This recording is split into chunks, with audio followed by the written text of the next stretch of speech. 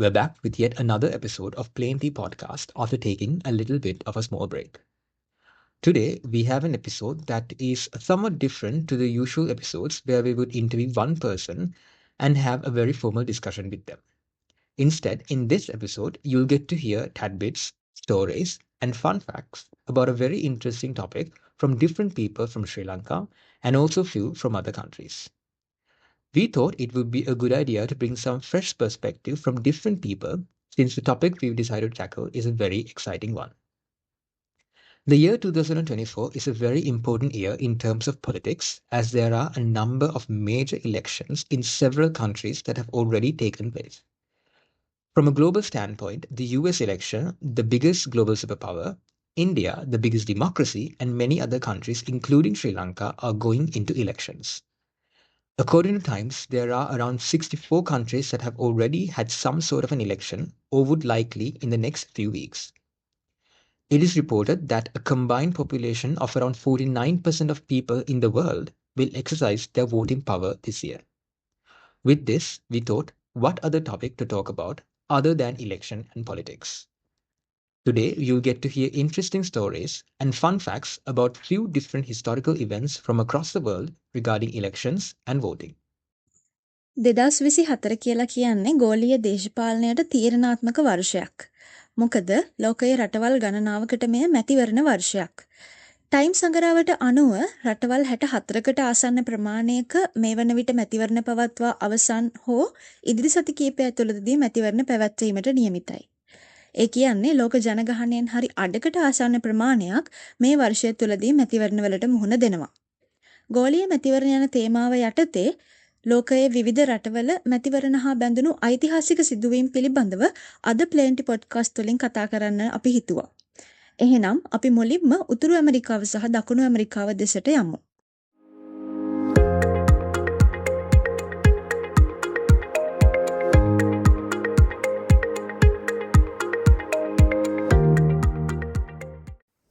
ලෝක ඉතිහාසය ගත්තහම ඡන්ද වලදී හරි අපූර්ව සිදුවීම් වෙලා තියෙන අවස්ථා සෑහෙන ප්‍රමාණයක් තියෙනවා. මම මේ කියන්න යන කතාව වෙලා තියෙන 1839 ඇමරිකාවේ ඩෙමොක්‍රටික් පාර්ටි එකේ මාකස් මෝටන් කියන අපේක්ෂකයා මැසචුසෙට්ස් වලේ ගවර්න තනතුරට තිබුණු ඡන්දේ ලක්ෂ ගාණක් ඡන්ද අතරින් එක ඡන්දකින් තමයි මේ මිනිස්සු දිනලා තියෙන්නේ. දැන් අපි ලංකාවේ ඡන්ද ගත්තාම අනිවාර්යෙන් ඡන්ද ලක්ෂයක් හරි 100ක් 200ක් හරි ඡන්ද 1000ක් 2000ක් වගේ ඔය වගේ ගානකින් ඡන්දයක් දිනන්න පාරදීනේ අපි අහලා තියෙන ඉතිහාසයේ. ඒකට මේක වෙලා තියෙන එක ඡන්දෙන් දිනලා තියෙන්නේ. ඉතින් දැන් අපි දැන් මොන්ටම කියනවානේ ඔයාගේ ඡන්දේ වැදගත් ඔය එක ඡන්දයක් වුණත් හරි වැදගත් කියලා. ඔයක හොඳටම පිළිඹු වෙච්ච අවස්ථාවක් තමයි ඔය 1839 ගවර්නර්ට තිබුණ ඡන්දේ ඉතින්.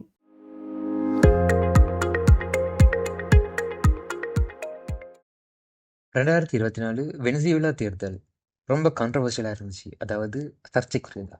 ஏன்னா போட்டி போட்ட 2 கேண்டிடேட்ஸும் அதாவது பிரசிடென்ட் நிக்கோலஸ் மதுரோ அண்ட் எதிர்க்கட்சி தலைவர் எட்முண்டோ கொன்சாலஸ் 2 பேரும் வெற்றி பெற்றாங்க. எலெக்ஷனுக்கு முன்னாடி கொன்சாலஸ் வின் பண்ணுவார்னு சொல்லி மக்கள் எதிர்பார்த்தாலும் கவர்மெண்ட் கண்ட்ரோலில் இருந்த National Electoral Council Maduro win பண்ணியிருக்கான்னு அனௌன்ஸ் பண்ணிட்டாங்க. அதுவும் ப்ரூஃப் இல்லாமல். இதனால மொத்த நாட்டு முழுக்கவும் massive level of protest strategy.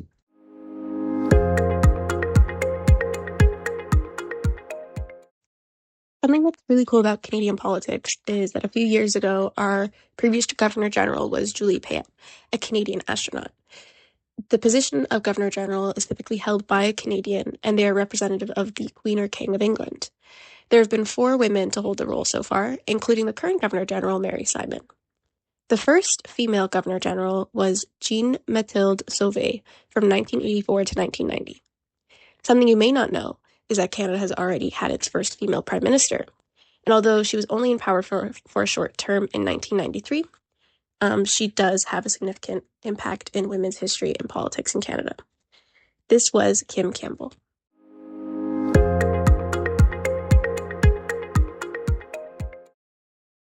Contribution of American election campaigns to the English lexicon. In 1800s, America did not have Democrats and Republicans, but there were the Federalists and Democratic Republicans. In the state of Massachusetts, there was this guy called Elderbridge Gerry, who became the senator in 1810. In 1812, Elderbridge Gerry was asked to oversee the redrawing of state senatorial lines. He has done it in such a way that he and his party will get a massive advantage.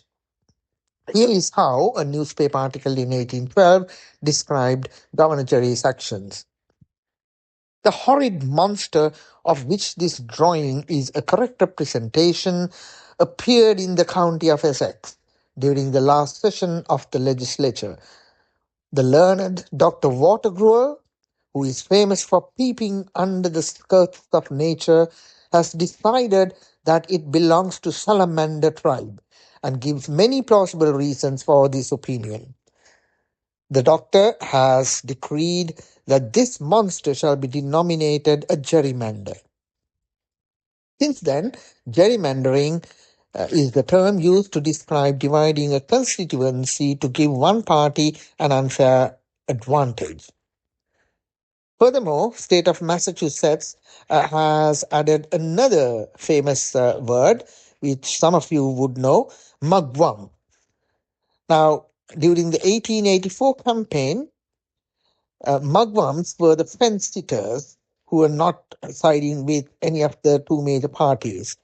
And this name was coined by the two words mug and rum. And rump became wump as a comical mispronunciation, and thereby mugwump. More recently, J.K. Rowling has used this term in her Harry Potter book. Dumbledore was a famous mugwump.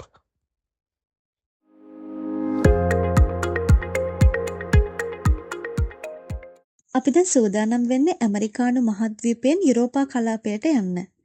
අපි බලමු යුරෝපා රටවල මැතිවරණ හා බැඳුණු ඓතිහාසික වශයෙන් රසවත් සිදුවීම් මෙන්ම නව ප්‍රවණතා මොනවද කියලා.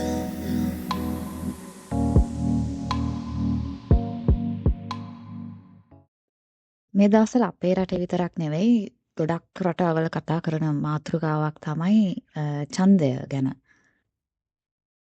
අපි ඡන්දය දෙන්න කියලා යන්නේ රට පාලනය කරන්න පුළුවන් සුදුසු කවුරු හරි පත් කරන්න බලාපොරොත්තු වෙන. නමුත් මීට වඩා වෙනස් දෙයක් වුණා මේ ඇතන්ස් වල කාලයකට ඉස්සර. කියන්නේ ක්‍රිස්තු පූර්ව 5 වෙනි සියවසේ ඔය ප්‍රජාතන්ත්‍රවාදය පටන් ගන්නත් සමගම තමයි මේකත් ඇති වෙන්නේ. ඒ කාලේ මේ ඇතන්ස් නගරයේ ජනතාව මේ එයාලට අවස්ථාවක් ලැබුණා මේ නායකයෙක් තෝරගන්න නෙවෙයි නමුත් මේ නගරයට හරි නැත්තම් ප්‍රජාතන්ත්‍රවාදයට තර්ජනයක් වෙන්න පුළුවන් කෙනෙක්ට එරෙහිව ඡන්දය දෙන්න. දැන් කොහොමද මේක උනේ මෙහෙමයි. දැන් අපි සාමාන්‍යයෙන් ඡන්දය දෙන්න යන්නේ මේ ඡන්ද කොලේ අපිට හම්බ වෙනවා. අපි ඒකේ කාගේරි නම හරි නැත්තම් සලකුණ අංකය ඉදිරියෙන් කතරේ ගහලා තමයි එන්නේ. නමුත් ඒ කාලේ යාල කරේ කැඩුණු මැටි බඳුන් කොටස් නැත්තම් කෑලි වල තමයි මෙයාලා මේ ඒ පිටුවහල් කරන්න ඕන පුද්ගලයාගේ නම ලිව්වේ. ඒ නම ලියපු මැටි බඳුන් කොටසට එයාලා කිව්වේ ඔස්ට්‍රාකෝන් කියලා. ඔය ඔස්ට්‍රාකෝන් කියන වචනයත් එක්ක තමයි ඔය ඔස්ට්‍රාසිසම් කියන නම හැදිලා තියෙන්නේ. මේ ක්‍රමය අපිට දකින්න හම්බ වෙන්නේ ක්‍රිස්තු පූර්ව 5 වෙනි සියවසේ මේ ප්‍රජාතන්ත්‍රවාදය ඇතන්සල මේ පටන් ගන්නත් එක්කම තමයි. දැන් මේක හැදුනෙත් මේ ප්‍රජාතන්ත්‍රවාදය ආරක්ෂා කරගන්න පරමාර්ථයෙන්ම තමයි. නමුත් කාලයක් යනකොට මේකත් මේ නැති වීගෙන ගියා. මොකද මේ පාලකයොත් ඒක Tamanට අවශ්‍ය විදිහට තමන් අකමැති පුද්ගලයන්ව මේ නිර්පාහරින්න ක්‍රමයක් විදිහට පාවිච්චි කරන්න ගත්තයින් පස්සේ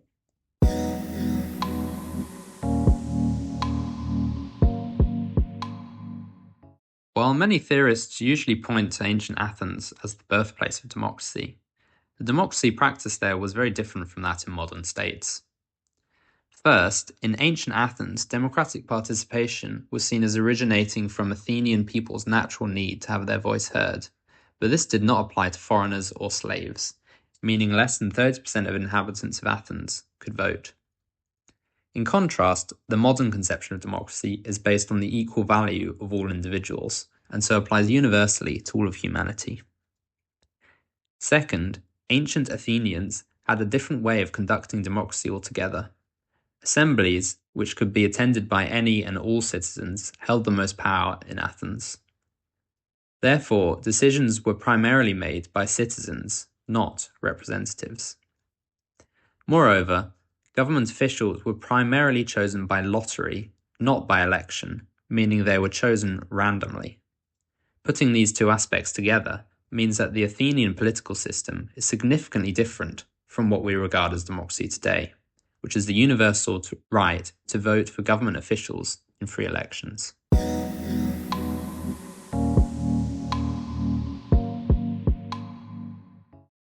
The story of Sturla Katrina is an interesting story, as she was a very controversial figure in Danish royal politics and history.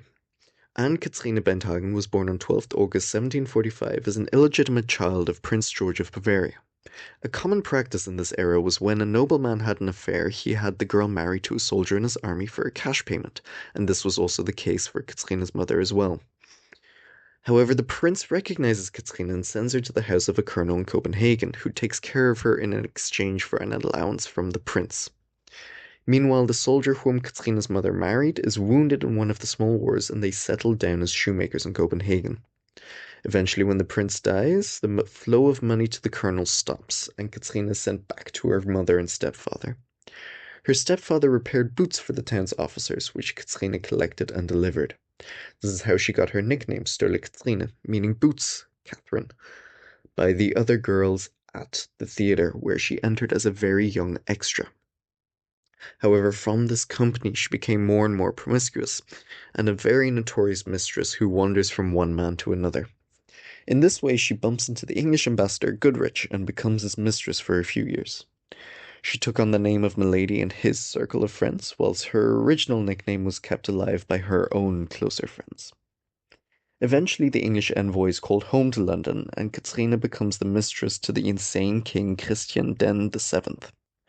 Due to his condition, the realm was controlled by Queen Juliane Marie and the state councillor Ove Guldberg.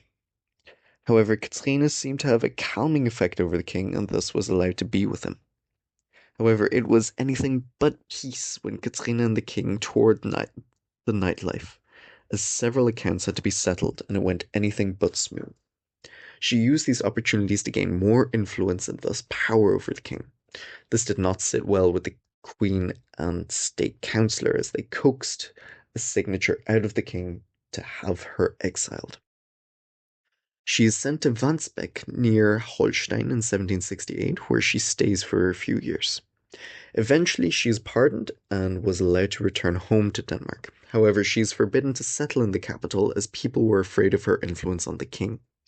She moves to Socher, where the king has bought her a house, and she lives here for a few years until she marries a fisherman, and they settle in Plön, a small village in Schleswig-Holstein.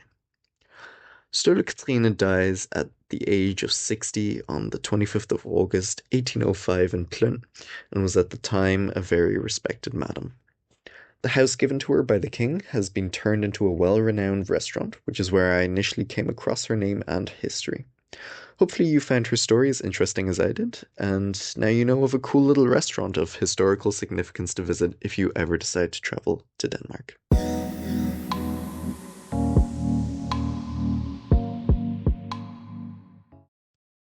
In the United Kingdom, on an election night, you can watch the returning officer announcing results of individual candidates live on the TV. All candidates for the constituency are expected to be present on the stage for this occasion. It's a bit of theatrics with supporters shouting, some hand clapping. On most occasions, there's a one candidate who is dressed in a rather funny way, with a huge rosette on the front and making it look funny and inject some sort of satire to the entire process. That person is the candidate of the official Monster Raving Loony Party. Yes, it is a registered official party in the UK. The party was officially started by musician David Such in 1982. But prior to establishing this party, David Such has contested from the Teenage Party as a protest to highlight the issue of non-representation of teenagers in the UK election process. Their dress code, behavior, and manifesto plan to highlight the pomposity and hypocrisy of the British establishment. They prohibit canvassing and any form of promotion or advertising. When a new candidate from an established party contests elections, their first goal is to defeat the loony candidate. But there are occasions when the established party candidate has failed to get more than the loony candidate. Another similar character is Count Binface, who stood against Boris Johnson. They all want to highlight the mockery of democracy in the United Kingdom.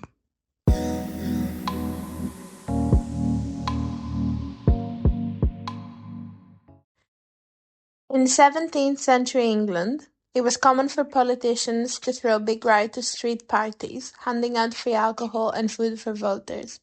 In exchange, voters would support the politician. This is called treating.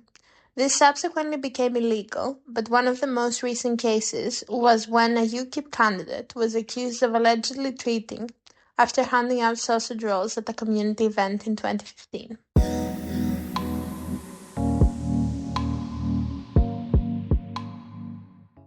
Stuart ඩ්‍රමන්ඩ් එංගලන්තේ හාටල්පූල් ප්‍රදේශයේ පාපන්දු කණ්ඩායමේ මැස්කොට් ලෙස වඳුරෙක් ලෙස ඇඳගෙන ප්‍රේක්ෂකයන්ට විනෝද ආශ්වාදය ලබා දුන්න කෙනෙක්. 2002 එම ප්‍රදේශයේ පැවැත්වුණු පළවෙනි නගරාධිපති තේරීමේ තරඟයට ඔහු වඳුරෙක් ලෙස ඇඳගෙන ඉදිරිපත් වුණා. ප්‍රදේශයේ හැම පාසල් දරුවෙකුටම කෙල්ගෙඩියක් ලබා දෙන්න ඔහු පොරොන්දු වුණා. ඔහු ඡන්දය ජයගත්තා. එම ප්‍රදේශයේ එංගලන්තයේ කම්කරු පක්ෂයේ ප්‍රධාන ප්‍රදේශ නායකයෙක් පරාජයට පත් වුණා.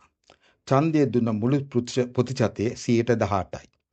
ඊට පසු පැවැත්වුණු නගරාධිපති මැතිවරණ තුනෙන්ම 2005 2009 ඔහු ජයගත්තා.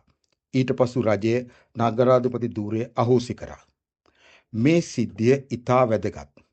එංගලන්තයේ කම්කරු පක්ෂයට එම ප්‍රදේශවල ජනතාව සලකන්නේ කෙසේද කියා මෙම ඡන්දය කියා දුන්නා. නමුත් කම්කරු පක්ෂය ඒ පාඩම ඉගෙන ගත්තේ නැහැ.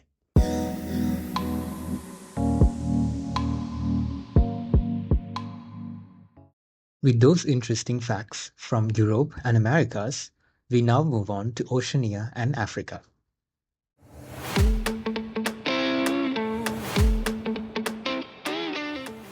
We have heard about how the 1994 South African elections were a landmark moment in history, marking the end of apartheid and the birth of a new democratic era.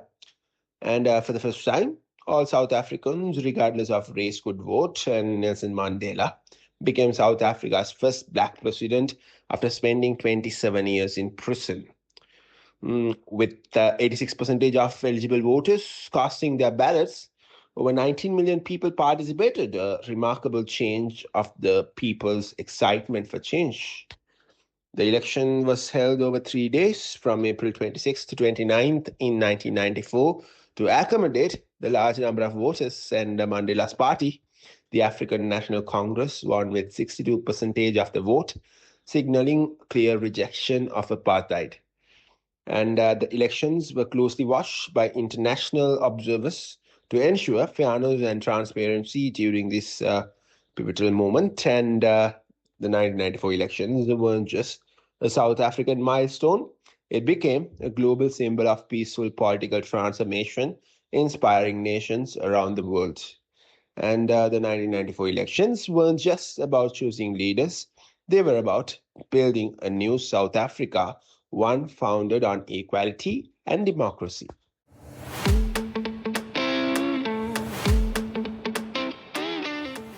நாம் இன்னைக்கு எங்களுக்கு பிடிச்ச வேட்பாளரை, அதாவது கேண்டிடேட்க்கு தனிப்பட்ட முறையில் வாக்களிக்கிற உரிமை அடைஞ்சிருக்கோம். சீக்ரெட் பேலட் இது 1850களில் ஆஸ்திரேலியாவில் முதலாக ஆரம்பிக்கப்பட்டுச்சு. இதுக்கு முதல்ல பல இடங்களில் தேர்தல், அதாவது எலெக்ஷன்ஸ் நடந்தாலும் அது பப்ளிக்காக மக்கள் அவங்களோட கையை உயர்த்தி அல்லது வேறு முறைகளை வாக்களிச்சாங்க.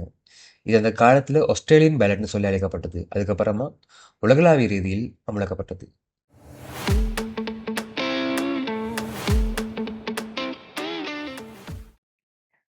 In the country of Kiribati, the presidential election process is a blend of parliamentary and direct democracy. It starts with voters electing members of parliament first. And then, once the parliament is formed, they nominate 2 to 4 candidates for the presidency, typically choosing from their own members or prominent leaders. From this shortlist, the general public casts their votes to decide who becomes president.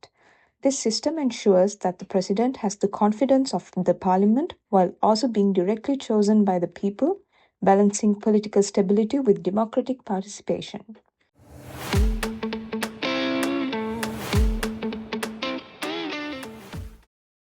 Sri Lanka has witnessed 2 record-breaking elections just within the past 3 months, and it is still a point of vibrant discussion for everyone in the country.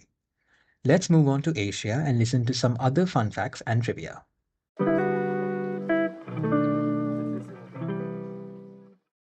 අද මම කතා කරන්න යන්නේ 1948 නිදහස ලැබුවාට පසු ලංකාවේ පාර්ලිමේන්තුවට පත් වූ පළවෙනිම විජාතිකයා ගැන. මෑගේ නම ඩොරින් විය. ඇය උපත ලැබුවේ 1907 එංගලන්තේ බ්‍රිස්ටල් නම් ප්‍රාන්තයේ. මෑ ලන්ඩන් ස්කූල් of ඉකොනොමික්ස් වල ඉගෙනීම ලබන කාලයේදී දොස්තර එස්.ඒ. වික්‍රමසිංහ නමැති තරුණයාව හම්බුණා. ඔබ සමහරට දන්නවා ඇති දොස්තර එස්.ඒ. වික්‍රමසිංහ තමා ලංකාවේ කමියුනිස්ට් පක්ෂයේ නිර්මාතෘවරයා. මේ කාලයේදී ඩොරින් වියට ලොකු උනන්දුවක් ආසාවක් ඇති වුණා ලංකාවට හෝ ඉන්දියාවට ගිහිල්ලා නිදහස් සටනට සහභාගී වෙන්න. මේ නිසා ඇය දොස්තර එස්.ඒ. වික්‍රමසිංහ මහත්මයාට කියා සිටියා ඇයට ලංකාවට හෝ ඉන්දියාවට යන්න වාරයක් ලබා දෙන්න කියලා. මේ මහත්තයා එයාගේ සහෝදරයන්ට කතා කරලා මාතර සුජාතා විද්‍යාලයේ විදුහල්පති තනතුරක් ඇයට ලබා දුන්නා. ඇය මේ තනතුරට 1933 දී පත් වුණා. ලංකාවට යනකොට ඇයට සිංහල වචනයක්වත් බෑ. ඇය හොඳින් සිංහල ඉගෙනගෙන දොස්තර එස්.ඒ. වික්‍රමසිංහ මහත්තයාගේ භාර්යාව වුණා පමණක් නෙමෙයි කොමියුනිස්ට් ව්‍යාපාරයේ වැඩ කටයුතු වලටත් ඉතා සමීපව සම්බන්ධ වුණා. 1947 දී ඩොරින් එක්සත් කාන්තා පෙරමුණ පිහිටවුවා. මේ තමයි ලංකාවේ පළවෙනිම සමාජවාදී කාන්තා ව්‍යාපාරය. 1952 දී කොමියුනිස්ට් පක්ෂයෙන් ඇයව නම් කරා අකුරැස්ස ආසනයට තරඟ කරන්න. ඇයගේ විරුද්ධ වාදියා වුණේ එස්.ඒ. වික්‍රමසිංහ මහත්මයාගේ මස්සිනා වුණ සී විජේසිංහ නමැති ධනවත් ව්‍යාපාරිකයා. ඩොරින් ඡන්ද 16,626ක් අරගෙන අකුරැස්ස ආසනයෙන් පාර්ලිමේන්තුවට පත් කරනු ලැබුවා. 1998 දී ඩොරින් වික්‍රමසිංහ මැතිනියට දේශමාන්‍ය නමැති ගරු නාමයේ පිරිනැමුවා. ක්‍රිස්තු වර්ෂ 2000 දී අවුරුදු 93ක් ආයු වළඳා ඇය මිය ගියා.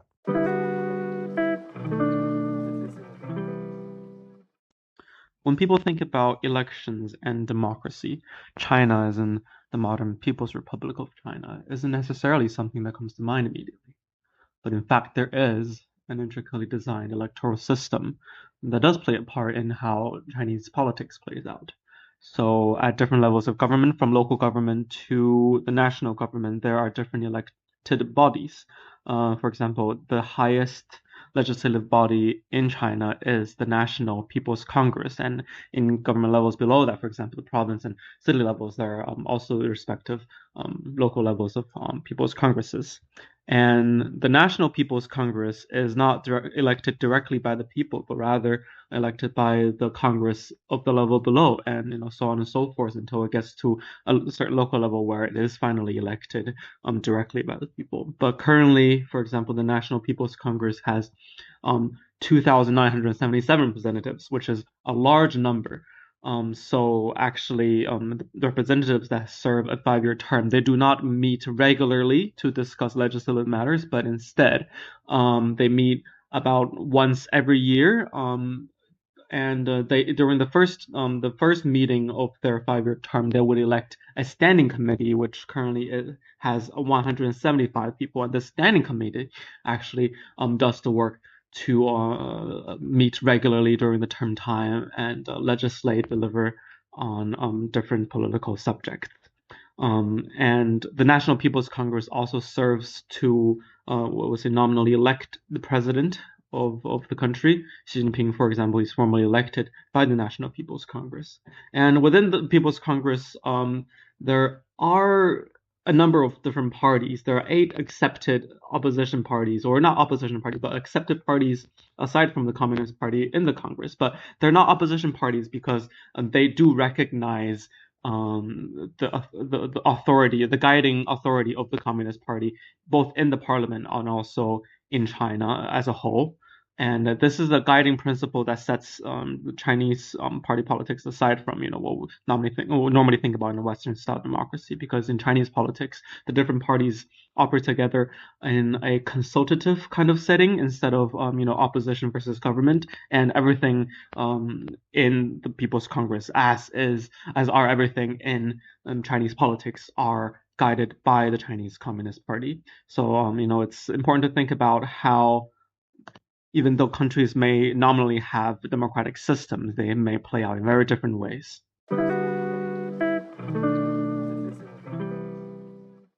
We have now come to the end of the trivia session, but some of our listeners have sent in some more thought-provoking questions regarding elections and, of course, about politics. So let's listen to some of them.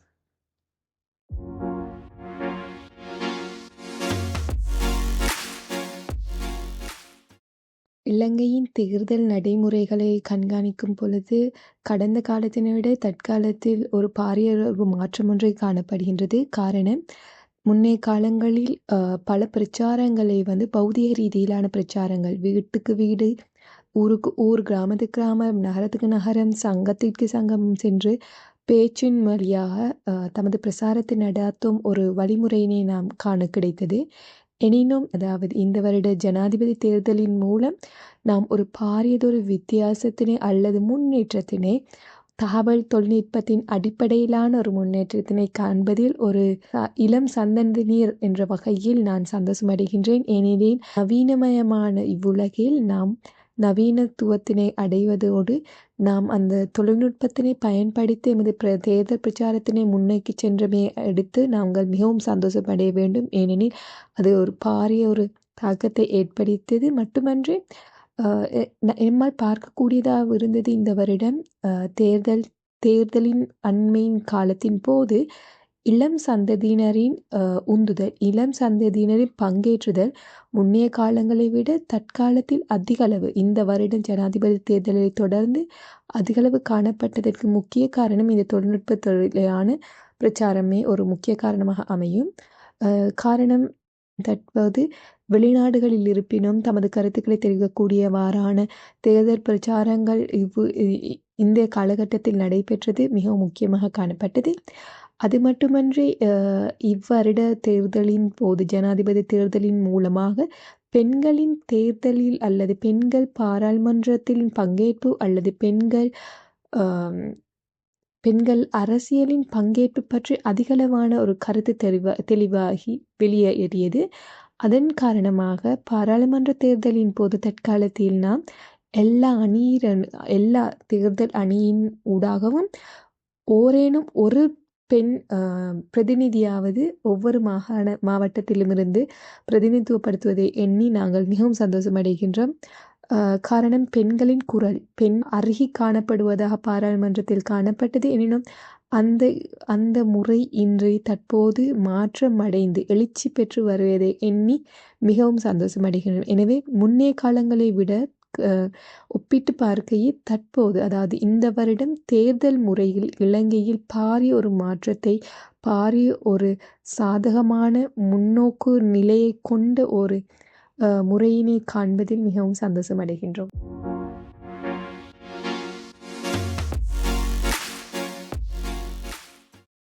Should voting be compulsory or voluntary? It's a debate that sparks a lot of opinions. So let's break down both sides. On one hand, compulsory voting guarantees higher voter turnout.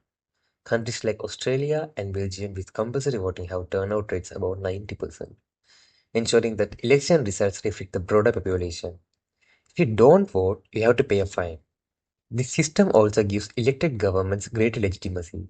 Since more people are participating, it can encourage civic responsibility by reminding citizens that voting is not just a right, but a duty. Plus, it helps combat electoral apathy, ensuring that elections aren't just decided by a small group of passionate voters. But on the other hand, voluntary voting puts a focus on freedom of choice. It gives individuals the option to decide if they want to participate in the first place, which some argue is a fundamental democratic right. Critics of compulsory voting say it can lead to uninformed or disengaged votes, where people can cast ballots just to avoid fines. So, what's the solution? Some countries like our own Sri Lanka combine the best of both worlds. Voluntary voting with strong incentives like postal voting to boost participation. Ultimately, the question remains, should voting be a universal obligation or should it stay a personal choice? What's your take on this one?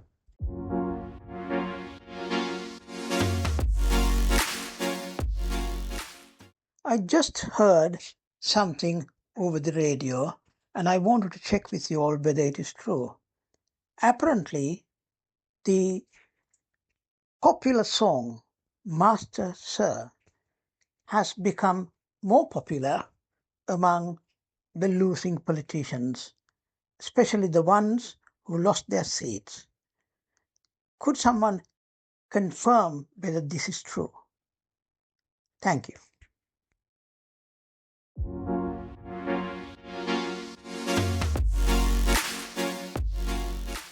තෙරසවත් කාරණාවත් සමග අදට plenty podcast එක අවසන් කරන්නයි මේ අපේ සූදානම. අපි කලින් සඳහන් කළ ආකාරයටම 2024 කියලා කියන්නේ මැතිවරණ උණුසුමින් පිරී ගිය වර්ෂයක්. විශේෂයෙන්ම ශ්‍රී ලංකාව, ඇමරිකාව වගේම ඉන්දියාව වැනි රටවල් ගණනාවක මේ වන විටත් මැතිවරණ පවත්වා අවසන්. ඉතින් මේ මැතිවරණ උණුසුම තිබියදීම ඔබේ දැනුමට යමක් එකතු කරන්නට පුළුවන් වුණා කියලා අපි විශ්වාස කරනවා. මෙවැනි රසවත් මෙන්ම කාලින මාතෘකාවක් සමග නැවත හමුවීමේ බලාපොරොත්තුවෙන් අපි ඔබෙන් අදට සමුගන්නවා. ඔබ සැමට සුබ සතියක්.